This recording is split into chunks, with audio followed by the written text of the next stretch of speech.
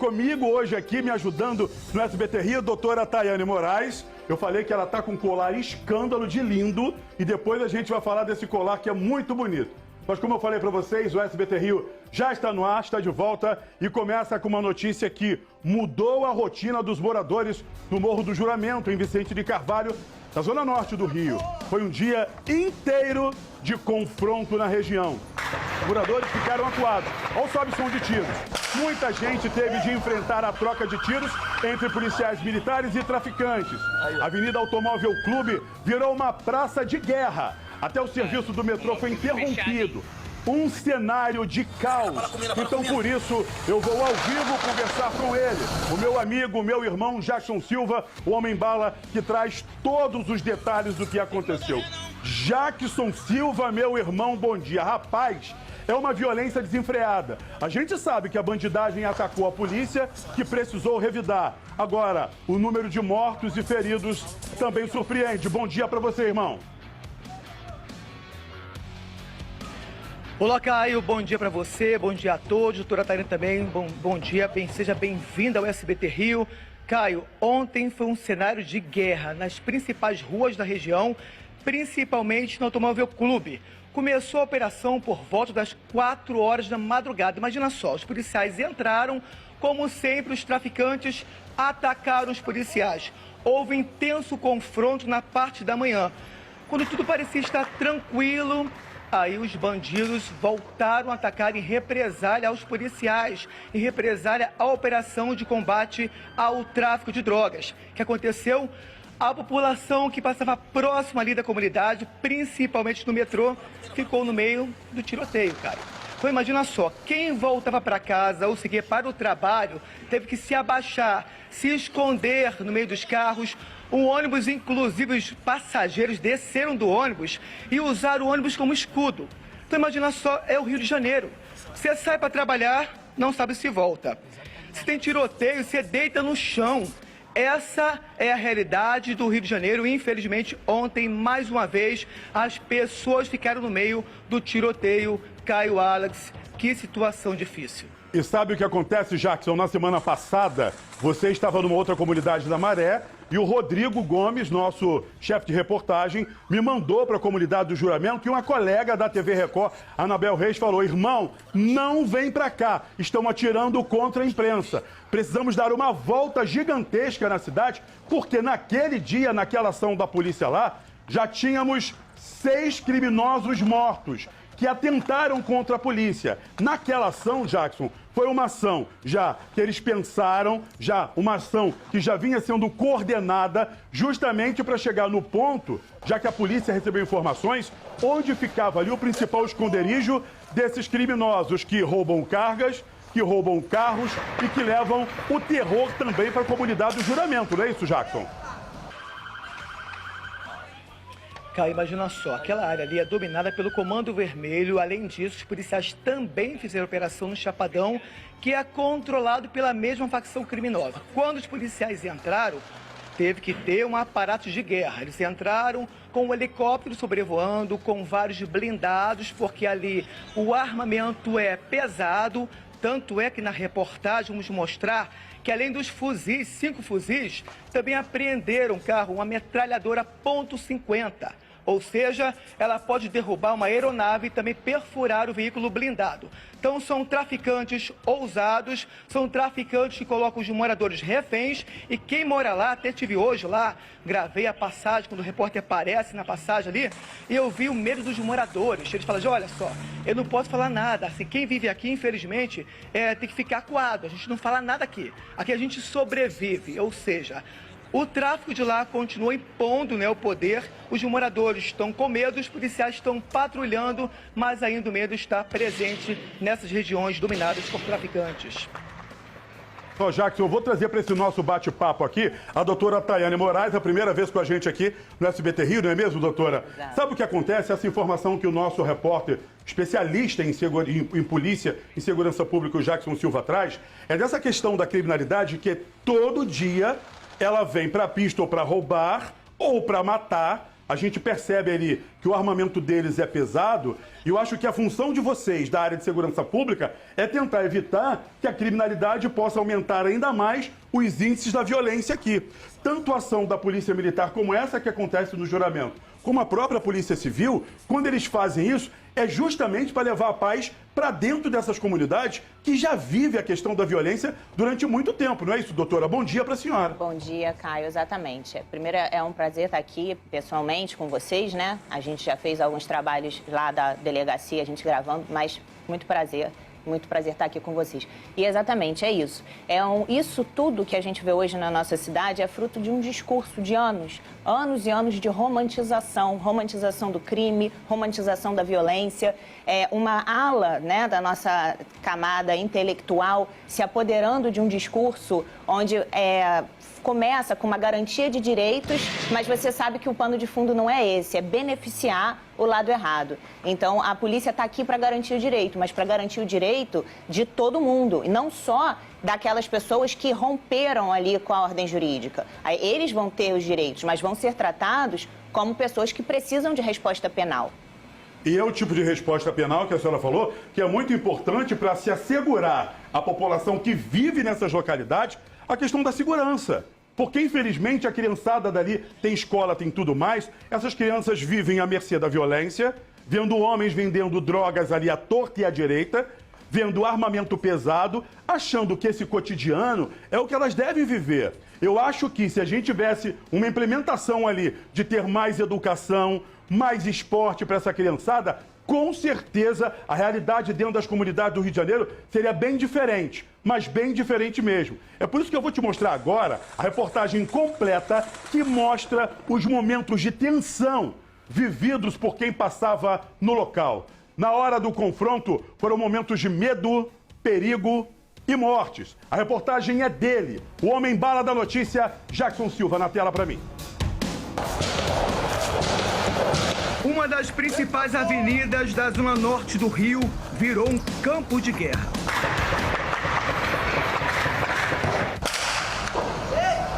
Em meio ao tiroteio, a Avenida Automóvel Clube ficou interditada. Passa ninguém, daqui ó. Quem passava pelo local ficou no meio do fogo cruzado. Bala comendo. Para fugir dos tiros, motoristas tiveram que voltar na contramão. Tem como eu dar ré, não. Passageiros desceram para procurar abrigo. O motorista usou o ônibus como escudo. Olha só. O confronto aconteceu entre policiais militares e traficantes. Na fuga, os bandidos correram pela via, fortemente armados, e a troca de tiros continuou. Moradores ficaram acuados. O confronto não dava trégua. Foi preciso pedir reforço. E a polícia tá chegando aí agora. Eita caraca, agora lascou. Tiroteio. A nossa equipe acompanhou tudo de perto. Para. Não, para. Fita. Durante a troca de tiros, um policial ajudou o repórter cinematográfico Francisco Vidal a sair em segurança. Puxa de trás aqui, ó. Cada no mato ali, ó. Não dá não. Pera aí. Eu vou puxar e... Calma. Vai.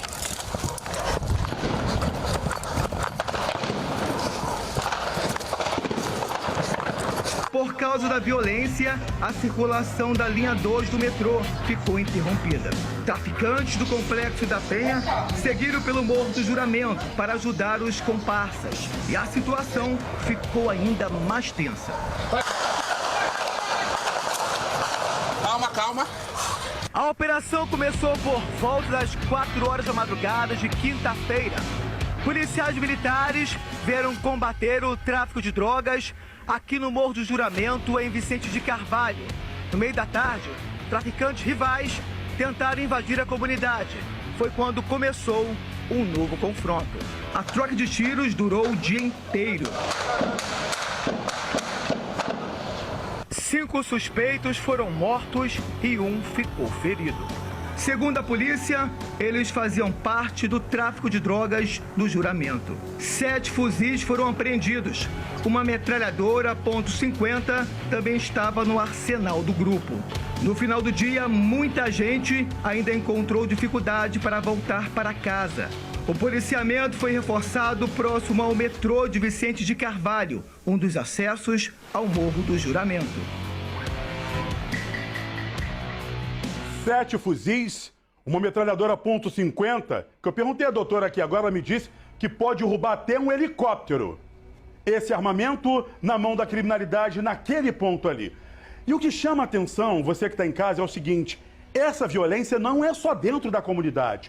Nós que andamos aqui no asfalto também vivemos. Porque se você passa com o teu carro ali perto, é essa bandidagem que vai chegar, te abordar, colocar arma na sua cara, na cara da sua família, roubar seu carro e até mesmo poder tirar a vida de quem passa por ali. É uma violência que a gente vê em várias comunidades do Rio de Janeiro, mas principalmente naquelas dominadas pelo Comando Vermelho. É por isso que eu vou voltar ali à comunidade, né, que vive todo esse terror e que não é de hoje. Nós vamos voltar a falar com ele, com o Homem-Bala, porque, Jackson Silva, essa situação é algo que aterroriza a todos. A todos. Na sua reportagem ali, você mostrou agora, esse armamento pesado, se foram 7 armas apreendidas, você consegue imaginar, pelo número de criminosos ali, multiplica pelo número de fuzis, é um número muito grande dentro de comunidades onde muitos batalhões sequer chegam a ter essa grande quantidade de armas. Voltamos com você, Jackson Silva. Caio, uma boa observação, tá? Infelizmente, a violência atinge não só quem mora na comunidade, mas também quem mora próximo. Eu tô aqui com os personagens, mas antes de falar com eles, vamos ressaltar um pouco sobre a violência que as pessoas vivem na região, tanto dentro como fora. Quem mora na comunidade é refém, literalmente, dos traficantes. Quem mora fora, Caio, sofre o que a gente viu ontem. Esse sobe som de tiros das pessoas se abaixando no metrô para se proteger. Das pessoas que passavam pela região.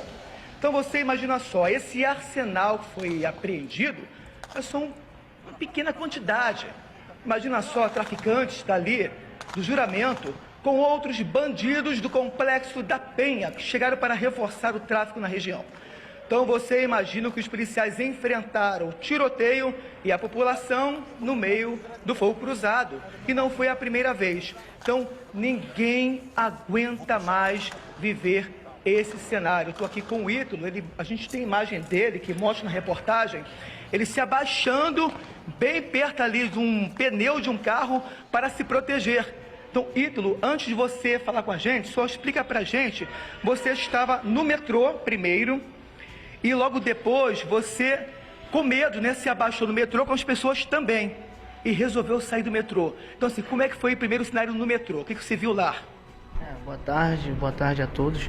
Foi um verdadeiro cenário de guerra, porque o confronto estava muito intenso e a intensidade dos tiros parecia muito próxima, que as pessoas se abaixavam, tinha gente gritando, e isso não foi em minutos, já estava se estendendo várias vezes. E a composição parada, e foi uma situação de verdadeira guerra, de uma tensão de guerra mesmo, um clima muito tenso, né? Um terror psicológico bem abalado.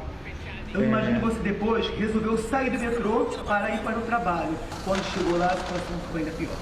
Então, porque o metrô, a composição ficou parada e a gente não tinha o que fazer. Tinha que ficar ali parado esperando cessar. Então, quando cessou um pouco, eu, como tinha que ir para o trabalho, né, que infelizmente nós como trabalhador, né, precisamos trabalhar, aí resolvi sair. Então, mais à frente, conforme eu estava andando, passou um blindado da polícia. Então, quando os bandidos da parte alta revidaram com uma justa agressão, entende? Aí começou o confronto. O tiroteio estava bem perto de você. Muito. Foi uma verdadeira cena de guerra. Escutava o barulho das granadas. Então eu só pensava na minha família, pensava em me proteger, me abrigar. Então eu me deitei debaixo de um carro para esperar. Mas foi foi terrível. Foi uma sensação que... Caio, a gente tem imagens do Ítalo na reportagem, tá? Pedindo socorro, e a todo momento ele falava com a esposa dele, que está ao lado também. Passa pela, por gentileza.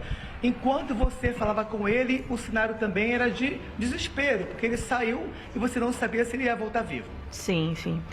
Nós ficamos nos falando no telefone o tempo todo. Enquanto ele estava no metrô, eu fiquei relativamente calma, porque acreditei que ele estava um pouco mais seguro ali. Mas quando ele me disse que tinha saído do metrô e que saiu exatamente onde estava o confronto, aí eu entrei em pânico. Realmente entrei em pânico. E ele pediu para a gente ficar se falando no telefone, porque ele estava muito nervoso.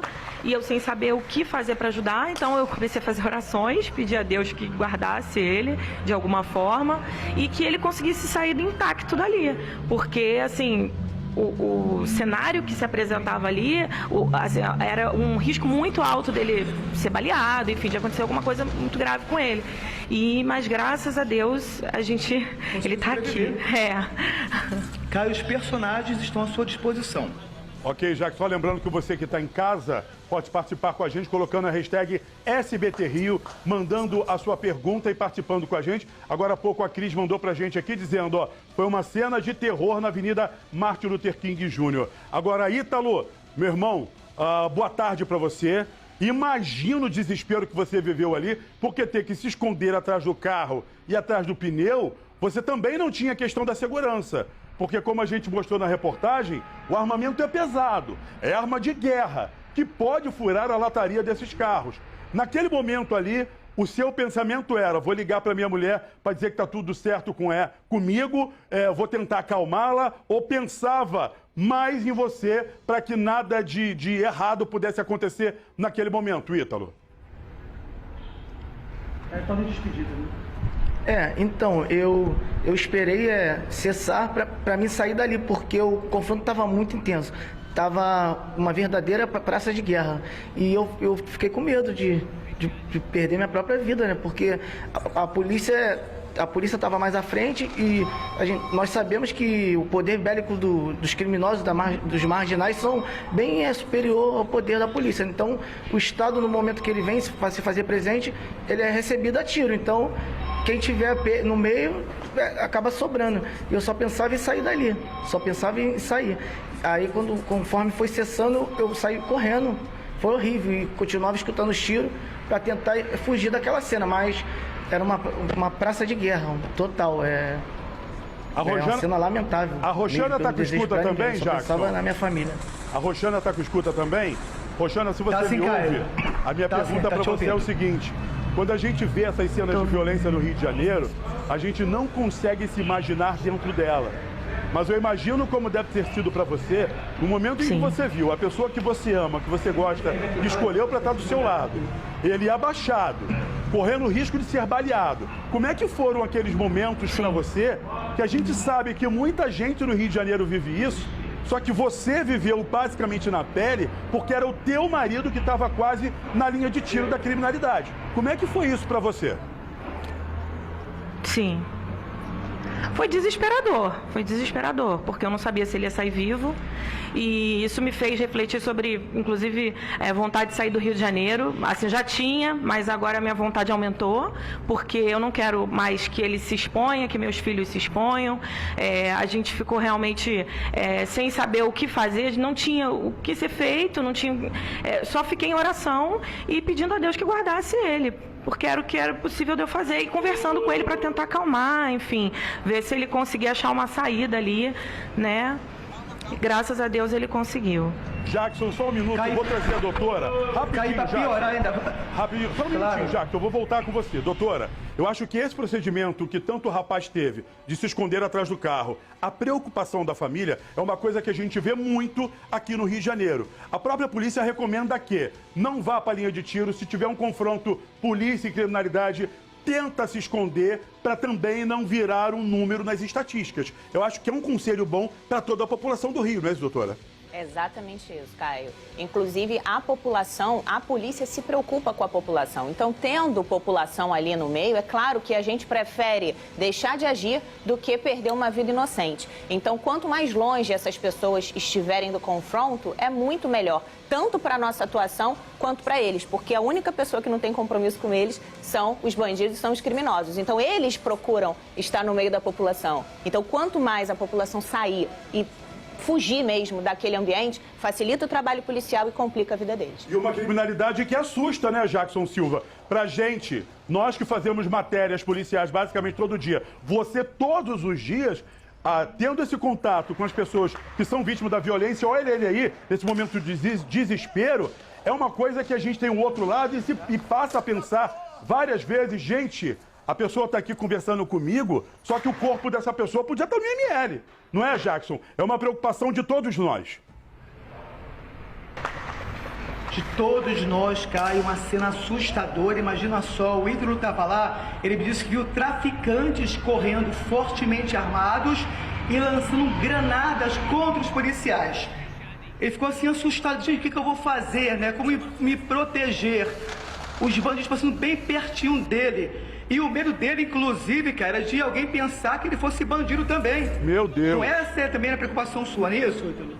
É isso, porque a polícia não podia distinguir de onde estava vindo os bandidos, né? E eu estava escutando aqueles barulhos de granada e eles estavam atacando a polícia. E eu pensava em todo momento em me abrigar e sair dali. E pensava no meu irmão também, porque eu tenho um irmão que é polícia, é militar, entende? E eu sei o que ele deve passar no Rio de Janeiro com essa violência. Porque é assustador. Pra gente que não está acostumado, né, com esses olhos, participar, estar dentro do confronto, acho que é uma coisa surreal, é uma coisa que lamentável mesmo. Uma imagem que você jamais vai esquecer. Não, vai ficar para a vida inteira gravada. Pô, é a minha própria vida, né? O nosso bem maior, a nossa vida. Mas Deus guardou, Deus protegeu. E tinha um senhor também na minha frente que eu não sei. Ele foi, eu falei para ele não ir, ele continuou indo para frente. Por meio do confronto, onde estava maior, e eu fiquei pensando nele também. É lamentável, uma cena assustadora de guerra mesmo, que infelizmente faz parte do cotidiano do Rio de Janeiro hoje em dia, né? O Rio de Janeiro está largado na mão da criminalidade, né? E a polícia não tem efetivo para suprir. O poder bélico dos bandidos é maior, então... Virou rotina. Ficamos à mercê. Caia com você.